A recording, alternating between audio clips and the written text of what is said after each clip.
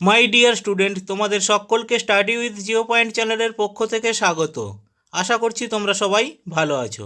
আমার প্রিয় ছাত্র ও ছাত্রী যারা 2024-এ উচ্চ মাধ্যমিক পরীক্ষা দিতে চলেছ, তাদের জন্য আজকের আমি একটি গুরুত্বপূর্ণ ভিডিও নিয়ে হাজির হয়েছি।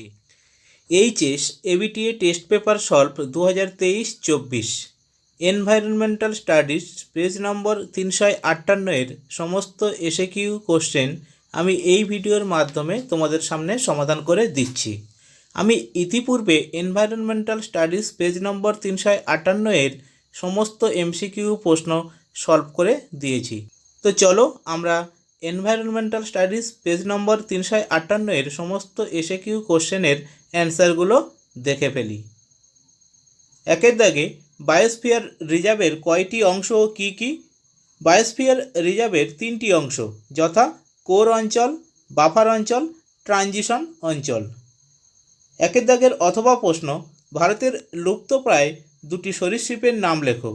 কচ্ছপ, কুমির, ঘড়িয়াল ইত্যাদি। দুয়ের দাগে MAB এর সম্পূর্ণ নাম কি? Man and the biosphere programme.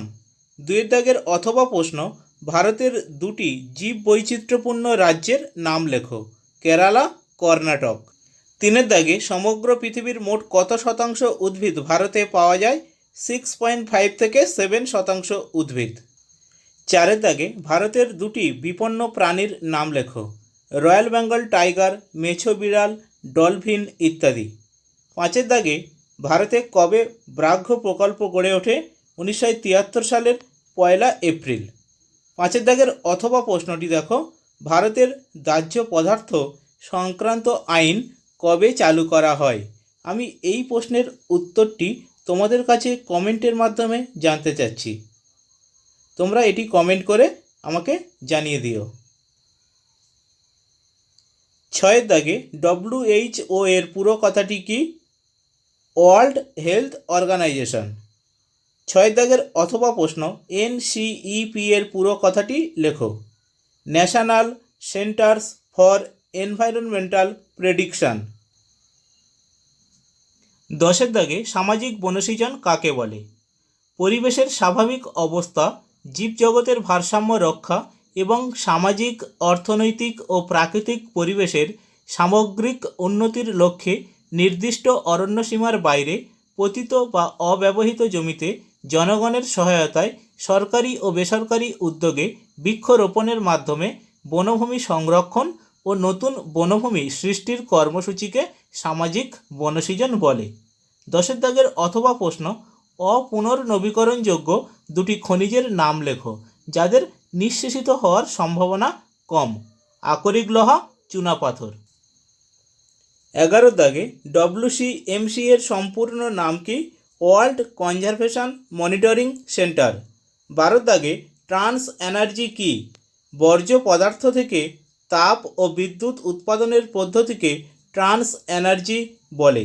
12 দাগের অথবা প্রশ্ন, সৌর মূলধন বলতে কি বোঝো? সৌর মূলধন বলা হয় সূর্যের শক্তিকে। সূর্যের মূলধনের উপর ভিত্তি করে আমাদের জীবকুলের অস্তিত্ব ও জীবনযাত্রা নির্ধারিত হয়। 13 দাগে নীলাভ সবুজ শ্যাওলার অপর নাম কি? Cyano bacteria. 14 দাগে কৌশিক জল কাকে বলে? মাটির সূক্ষ্ম ছিদ্রগুলির পরস্পর যে সরু নল দ্বারা যুক্ত তাদের বলে কৌশিক নল। মাটির পৃষ্ঠটানে ভৌমজল ওই নল পথে বেয়ে উপরে আসে, একে কৈশিক জল বলে। 14 দাগের অথবা প্রশ্ন, একক সার কাকে বলে? যে সকল সার উদ্ভিদের প্রয়োজনীয় অত্যাবশ্যকীয় পরিপোষকের মধ্যে একটি মাত্র পরিপোষক থাকে তাকে একক সার বলে, যেমন সোডিয়াম নাইট্রেট। 15 দাগে রোডেন্টিসাইড কাকে বলে? যেসব রাসায়নিক পদার্থ মেঠো ইঁদুর বা রোডন্টো বর্গের প্রাণীদের বিনাশ করে তাদের রোডেন্টিসাইড বলে, যেমন সোডিয়াম আইসোসায়ানাইড প্রভৃতি। 16 দাগে শস্যাবর্তন চাষ কাকে বলে? একটি নির্দিষ্ট কৃষি জমিতে একই বছরে বিভিন্ন সময়ে বিভিন্ন ফসলের পর্যায়ক্রমিক চাষকে শস্যাবর্তন বলে। 16 দাগের অথবা প্রশ্ন, বাজার বাগান কৃষি কাকে বলে? শহরের উপকণ্ঠে মানুষের চাহিদা মেটানোর জন্য ক্ষুদ্র কৃষি জমিতে বিজ্ঞানসম্মত উপায়ে বা উন্নত পদ্ধতির সাহায্যে বাজারে বিক্রির উদ্দেশ্যে বাজারের চাহিদা মতো শাকসবজি, ফুল ও ফল প্রভৃতি পণ্যের চাষ করা হয়, তাকে বাজার বাগান কৃষি বলে। মাই ডিয়ার স্টুডেন্ট, তোমাদের কাছে আমার একটি ছোট্ট রিকোয়েস্ট, তোমরা যদি আমার চ্যানেলে নতুন হয়ে থাকো তাহলে চ্যানেলটিকে অবশ্যই সাবস্ক্রাইব করে রেখো এবং নোটিফিকেশানের অল বাটনটি ক্লিক করে রেখো। তাহলে এই রকম গুরুত্বপূর্ণ ভিডিওর আপডেটগুলো সবার আগে তোমার কাছে পৌঁছে যাবে। এবং ভিডিওটি যদি দেখে উপকৃত হও তাহলে ভিডিওটি বন্ধুদের মধ্যে অবশ্যই শেয়ার করো। থ্যাংক ইউ, সবাই ভালো থেকো।